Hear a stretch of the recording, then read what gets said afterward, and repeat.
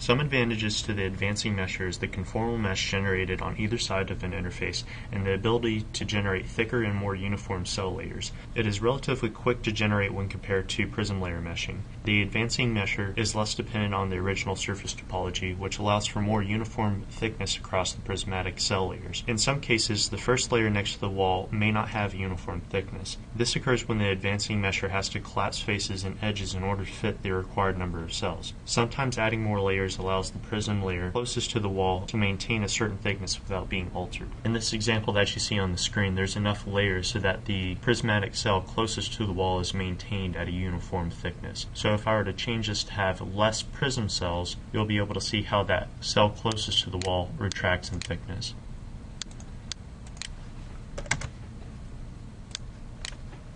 So you can see here in the corners, this cell closest to the wall actually becomes thicker, whereas here it maintains a uniform thickness.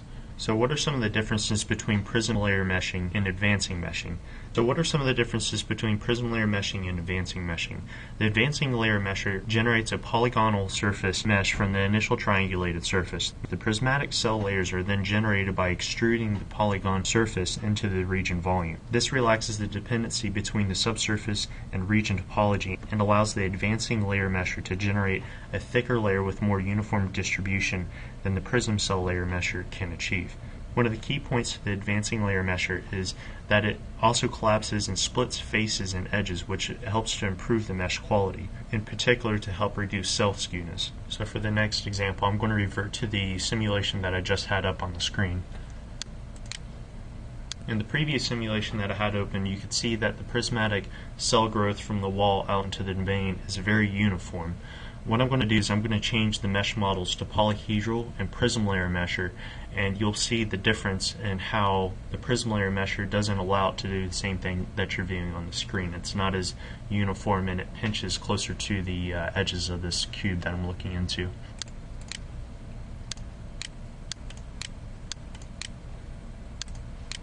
So I had 10 layers and I had a prism layer thickness of about 0.3.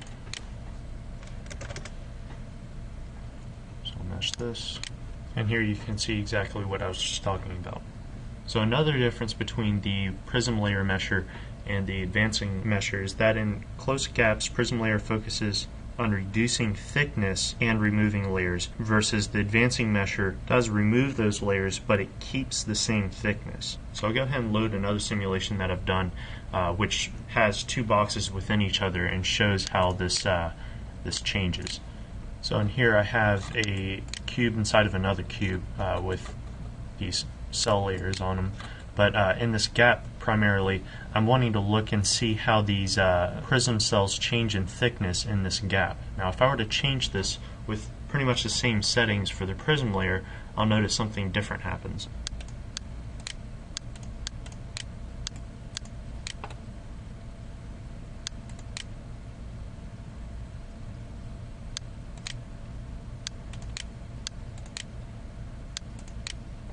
So now what you can see here is the same gap with prism cells. This Y1 thickness, or the thickness of the prismatic cell closest to the wall, is changed. Here it is thicker, here it is thinner. So if you're looking for more uniform wall Y plus values, the advancing mesher can take care of that. Now some of the options that come with the advancing mesher is the patch option.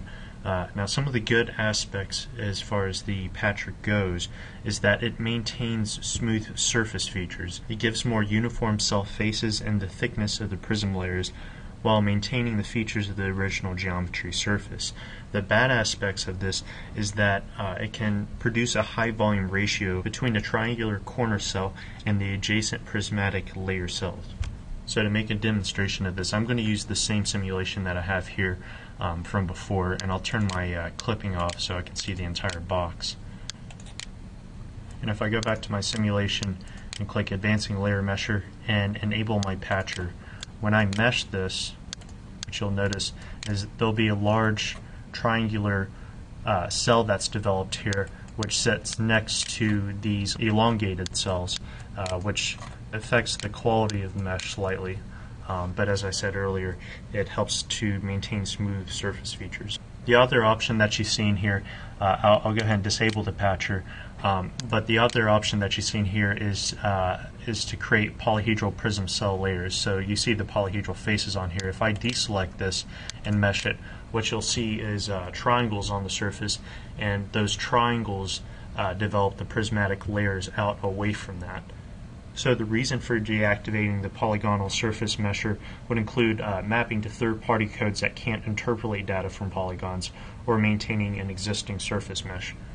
The last note that I want to add to this real quick is the limitations to the advancing mesher, and this is as it is for right now. This may change for future releases, and on that note, this is for 7.02, that as you change the mesh to something like a pipe flow, the prismatic cells retract before they hit any other boundaries, such as like an inlet and outlet, anything that is not a wall, which you would develop those prismatic cells off from.